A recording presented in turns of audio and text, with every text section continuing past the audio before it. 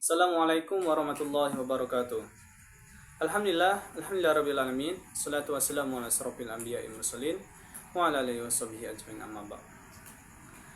Perkenalkan, nama saya Erik Yuyanda. Di sini saya akan mempresentasikan materi saya yang berjudul fungsi komunikasi Islam dalam perspektif Islam. Fungsi komunikasi Islam dalam perspektif Al-Quran.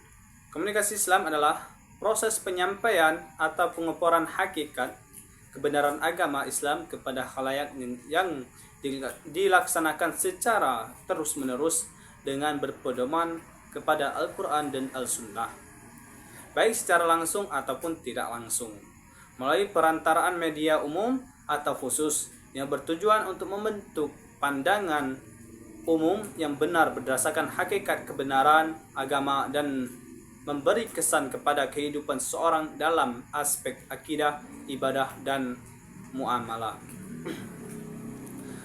Fungsi menginformasikan. Fungsi to import, memberikan informasi, merupakan salah satu fungsi komunikasi Islam. Fungsi-fungsi tersebut antara satu dengan yang lainnya saling terkait. Pembahasan tentang fungsi menginformasikan ini merujuk kepada beberapa ayat sebagaimana disebutkan dalam buku Komunikasi Islam karangan Harjani Hebni, surah Al-Baqarah ayat 31 sampai 33, yang artinya, dan diajarkan kepada Adam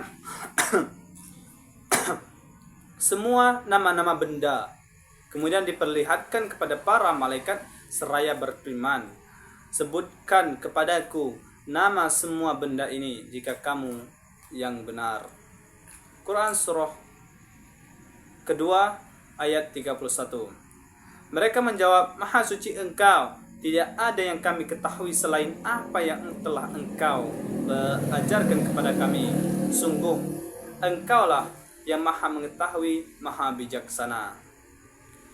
Quran surah 2 ayat 32. Dia Allah berfirman, wahai Adam, beritahukanlah kepada mereka nama-nama itu. Setelah dia Adam menyebutkan nama-namanya, dia berfirman, bukankah telah aku katakan kepadamu bahwa aku mengetahui rahasia langit dan bumi, dan aku mengetahui apa yang kamu nyatakan dan apa yang kamu sembunyikan. Quran surah kedua ayat 23. Fungsi sosialisasi. Dalam tafsir Ibnu Katsir dijelaskan bahwa dalam hal ini Allah berfirman seraya memberitahukan kepada umat manusia bahwa Dia telah menciptakan mereka dari satu jiwa dan dirinya, dan menciptakannya pasangan, yaitu Adam dan Hawa. Dan selanjutnya Dia menjadikan mereka berbangsa-bangsa dan bersuku-suku untuk saling mengenal.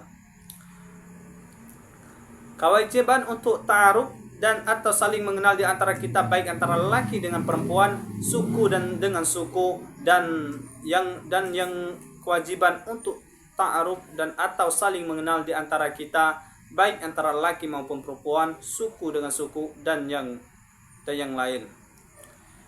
Kesamaan karakteristik personal. Pendapat dalam komunikasi umum bahwa orang-orang yang memiliki kesamaan dalam nilai-nilai, sikap, keyakinan, tingkat sosioekonomis, agama, ideologi cenderung saling menyukai.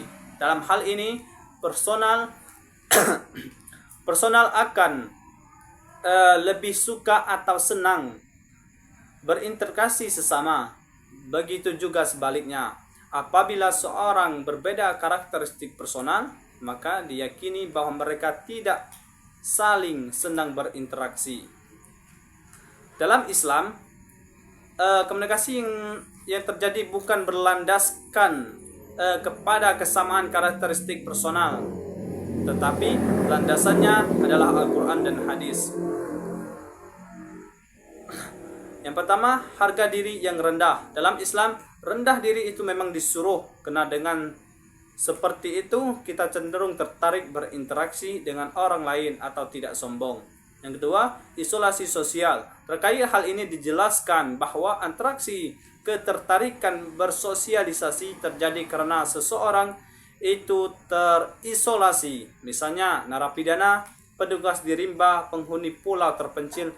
Faktor isolasi lainnya adalah karena penyakit menular dan berada di pengungsian misalnya.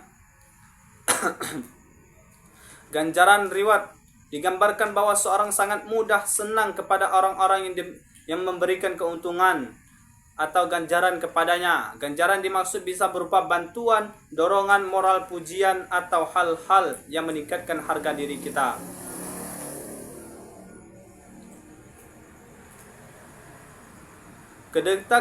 Kedekatan proximity. Seorang cenderung menyukai orang-orang yang tempat tinggalnya berdekatan atau bertetangga dengannya. Persahabatan cenderung lebih mudah terbangun dengan tetangga yang berdekatan. Kemampuan. Seseorang cenderung lebih tertarik bersosialisasi dengan orang-orang yang memiliki kemampuan lebih tinggi daripada dirinya. Dalam Islam, kewajiban mencari ilmu atau belajar kepada yang lebih mengerti atau paham merupakan hal baik, akan tapi belum dianggap baik ketika kita hanya berkompetisi dengan orang-orang yang berilmu lebih tinggi daripada kita.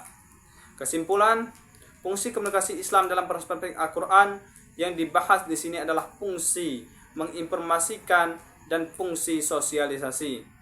Hanya dua dibahas dari beberapa fungsi yang ada, karena mengingat ruang terbatas sangat sebagai sebuah artikel dalam jurnal. Mungkin itu yang dapat saya sampaikan. Kalau ada kurang saya mohon maaf. Kepada Allah pun saya mohon ampun. Saya akhiri. Wassalamualaikum warahmatullahi wabarakatuh.